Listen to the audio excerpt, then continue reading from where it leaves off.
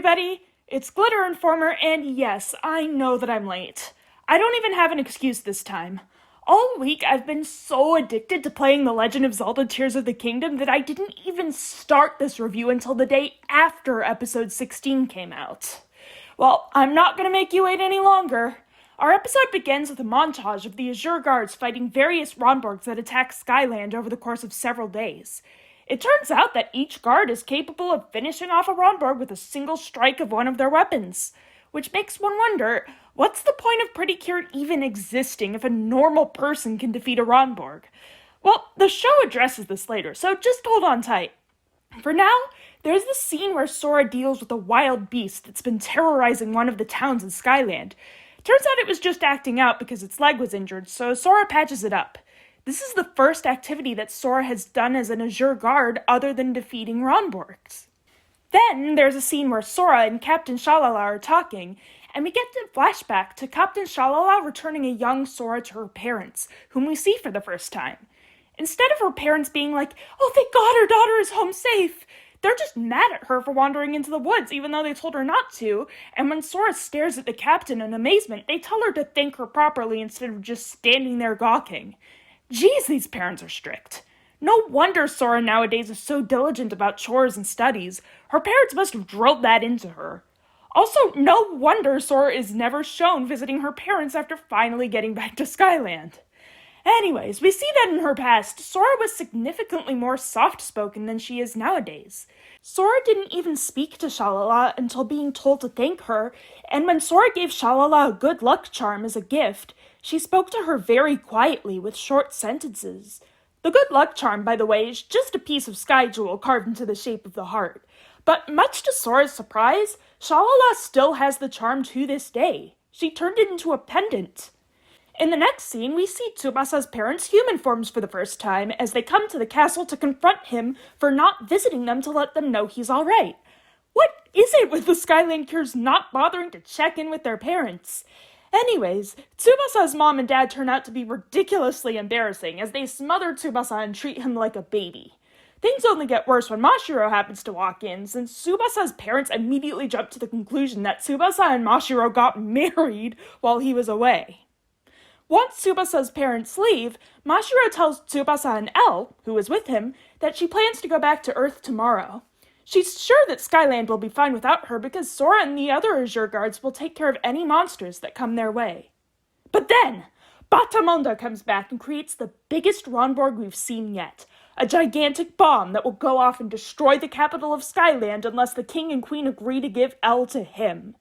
Yeah, remember how I said the show would address the issue of just anybody being able to defeat Ronborgs? Well, it turns out that when a Ronborg is taken out by something other than a Pretty Cure's finisher attack, its body is destroyed, but the under energy used to summon it remains. The way Batamonda created this giant bomb is by essentially merging a ton of Ronborg souls into one big Ronborg. This means that Pretty Cure is officially back in business. Tsubasa transforms into Cure Wing off-screen and flies up towards the Ronborg to do some reconnaissance, only to get instantly KO'd by a single punch from the Ronborg. Tsubasa is literally useless for the rest of the episode. Hooray! Sora and Mashiro transform, and the transformation focuses more on Sora than Mashiro because of course it does. Then the two actually useful cures this episode start off the fight using Updraft Shining. Rule number 1 of Magical Girl fights, if you start off a fight with your most powerful attack, the attack will not work. Rule number 2 of Magical Girl fights, if you use a finisher attack and tense dramatic music plays during the stock footage instead of the usual background music, the attack will not work. Naturally, I was fast-forwarding through the entire Updraft Shining sequence this episode. If an attack is obviously not going to work, why waste my time by playing the stock footage in its entirety? But here's the thing. This episode kinda breaks both of the rules because the girl's attack doesn't fail. Sure, the Ronborg puts up far more of a fight than we've ever seen before in this season. Rather than getting sucked up by the vacuum beam disc thing summoned by Updraft Shining, the Ronborg actually reaches up, grabs the disc, and pulls on it so hard that cracks form in it. It's really cool to see a monster actually interacting with the objects generated by an attack, instead of just blasting the attack out of existence. But despite this, with much effort and strain, Cure Sky and Cure Prism manage to keep the attack going. The Romborg still doesn't get sucked up into the disc, but Cure Sky and Cure Prism manage to keep the fight at a standstill instead of a loss. So, this means that the entire battle is just going to consist of Cure Sky and Cure Prism just standing in one spot the whole time and grunting loudly, right? How riveting. Well, fortunately, they aren't the only players in this game. Captain Shalala sets off on the back of a giant bird and, in a well-animated fight sequence, chops off all of the Romborg's tentacle arms while dodging its attacks. This means that this civilian lady is more powerful than an actual pretty cure. But here's the thing. As part of her assault on the Romborg, she leaps off of the bird's back to dodge one of the Romborg's punches. This means that after the fight is over, she starts falling to her death. Gee, I'm sure glad that this episode made Cure Wing completely pointless so he couldn't swoop in and save her. Having an ally with flying powers might not have helped, though, because as she falls, she gets blasted by the Romborg's dark energy. So, she's dead, right? There's even this serious shot of her right before she gets blasted, where the background turns all white, the background music cuts out, and she quietly says, "Sora, it's hero time." It's really directed like these are her final words. After some more grunting and groaning and screaming from the only two useful pretty cures this episode, the Romborg finally gets sucked up into the updraft shining disc and is purified for good. With the Romborg taken out, Cure Sky and Cure Prism faint from exhaustion. But the fight isn't over yet. Batamonda heads over to the castle, and he's absolutely livid, to the point where he's stomping his foot on the ground and throwing a literal temper tantrum. He also slaps Tsubasa's face so hard that he collapses to the ground and doesn't get back up, because this episode apparently hasn't made Tsubasa into enough of a wimp. With this episode's least favorite pretty cure out of the way, Batamonda demands one more time that the king and queen hand L to him. When they refuse, he uses his magic powers to put them in a coma. Because Batamonda doesn't have the foresight to put Elle in a coma as well, she crawls away from him. Of course, she's still crawling, so there's no reason Batamonda can't catch up to her, grab her, and teleport away. But he doesn't. Also that we can have a dramatic scene while Elle looks at a magic hologram of Sky and Prism and, for the first time, screams Sora's name. You know, just when I thought the king and queen would stop getting screwed out of being able to raise their own daughter and watch her grow up, they get screwed even harder.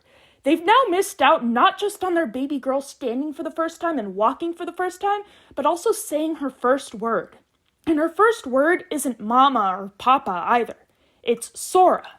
These poor saps have basically had their parenthood stolen from them. Also, notice how Elle's first word is Sora, not Mashiro, even though she's watching both of them. I guess this is because Elle has known Sora for slightly longer, and also because Sora's name is easier to say since it's one syllable less. But to me, it's just symptomatic of this show focusing more on Sora than Mashiro.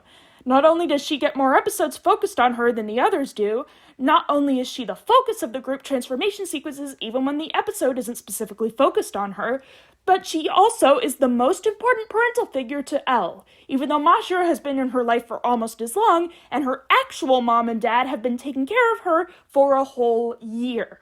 Somehow, upon hearing Elle scream her name, Cure Sky immediately wakes up, picks herself off the ground, goes all the way to the castle, and crashes through the ceiling, all in the span of 4 seconds. There's this really cool scene where Sky threatens Batamonda and stares him down for several seconds, and even though she doesn't do anything, she's so intimidating that Batamonda is visibly terrified and teleports away.